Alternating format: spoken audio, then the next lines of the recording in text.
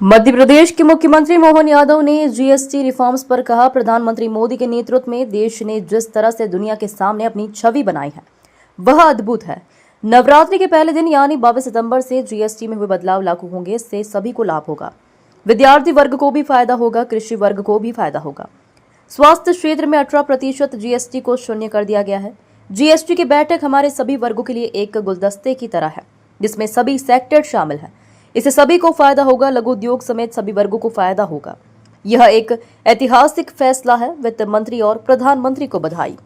श्रीमान नरेंद्र मोदी जी के नेतृत्व में जिस प्रकार से देश ने दुनिया के सामने अपनी तस्वीर बनाई है वो वाकई अद्भुत है और प्रधानमंत्री जी सभी क्षेत्रों का समान रूप से ध्यान रखते हैं।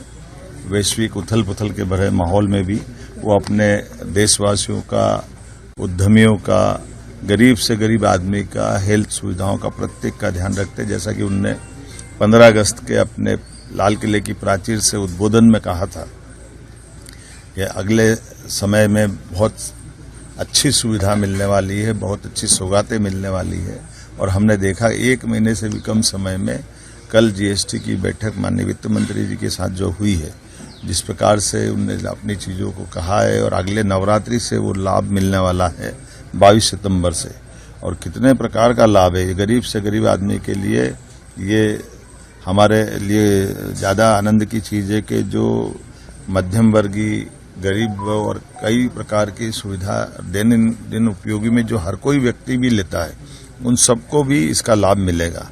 अब जैसे हमारे अपने किसानों को लाभ मिलने के लिए भारतीय रोटी, पराठा, खाकरा, ये कई प्रकार की चीजें हमारे यहाँ से निर्यात भी होती है। ऐसे में इनको मदद करने के लिए इनका निर्यात बढ़ा करके किसानों के जीवन की बेहतरी के लिए जो प्रयास किया है, जिसका 5% से घटा करके इसका स्लैब 0% किया है। शिक्षण सामग्री, शिक्षक खास करके नक्शे, chart, globe, pencil, sharpener, crayons, pastel, copy, notebook, ये हर विद्यार्थी के जीवन में अत्यंत आवश्यक होती है। ऐसे में विद्यार्थी वर्ग को भी ये शिक्षण सामग्री की 12% से 0 की तरफ ले जाना, ये हमारे नए युवाओं की दृष्टि से बहुत उपयोगी निर्णय है। कृषि उपकरणों के लिए जैसे मैंने कहा कि कृषि सेक्टर हमारी पहली प्राथमिकता है। ये पूरे दुनिया के माहौल में भारतीय कृषि व्यवस्था को, कृषि व्यवसाय को इन आर्थिक बड़ी ताकतों से बचाने का प्रधानमंत्री जी जो लड़ाई लड़ रहे हैं, वो उनने अपने जीएसटी के माध्यम से भी वित्त मंत्री जी को निर्देश दिए। उसका परिणाम दिख रहा है। इसको 18% से 5% करना, जैसे ट्रैक्टर के tyre, parts, biopesticide, micro nutrients, drip irrigation system, sprinkler, कृषि, बागवानी, वानिकी मशीनें जैसे जो भूमि की तैयारी, बटाई, कटाई इत्यादि सभी क्षेत्रों में जो काम आते हैं, इस पे 18% के जीएसटी से घटाकर 5% करना, ये हमारी प्रतिबद्धता बताती है। हेल्थ के सेक्टर में स्वास्थ्य के लिए हर व्यक्ति का स्वास्थ्य अच्छा हो, इसलिए इसको भी 18% से 0% तक ले जा करके सभी प्रकार की हेल्थ इंश्योरेंस की पॉलिसियों को इसमें शून्य किया है। और साथ साथ कैंसर से लगा करके ऐसी बड़ी जितनी दवाइयाँ उसमें भी 0 तक ले जा करके जो राहत दी है, ये एक अपने आप में बड़ा अचीवमेंट है।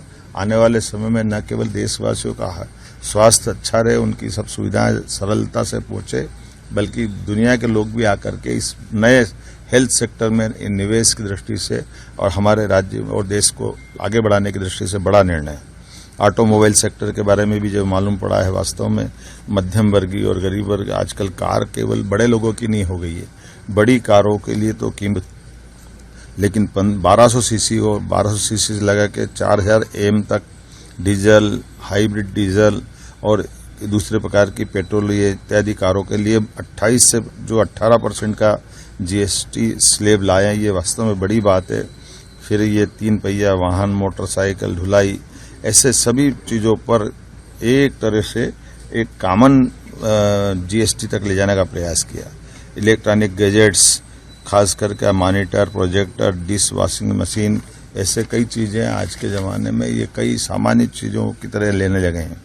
टैक्स से असर आने के कारण से जूते सस्ते होंगे, कपड़े, एसी सस्ते होंगे, लाइफ स्टाइल और खासकर हेल्थ इंश्योरेंस की सभी पॉलिसियाँ सस्ती होगी, सीमेंट की लागत कम होगी, जीवन रक्षक दवाइयों और कैंसर की दवाइयाँ तो टैक्स फ्री कर दिया।